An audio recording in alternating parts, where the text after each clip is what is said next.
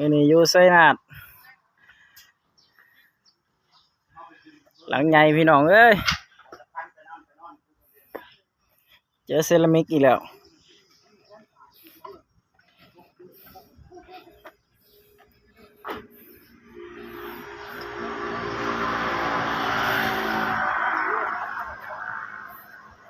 บรรยากาศดีด้านหลังเป็นทุ่งนา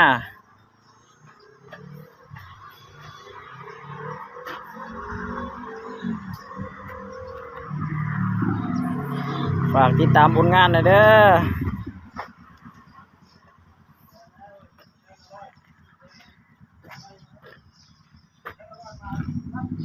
หลังใหญ่แต่ว่ามันมีหลายสเต็ป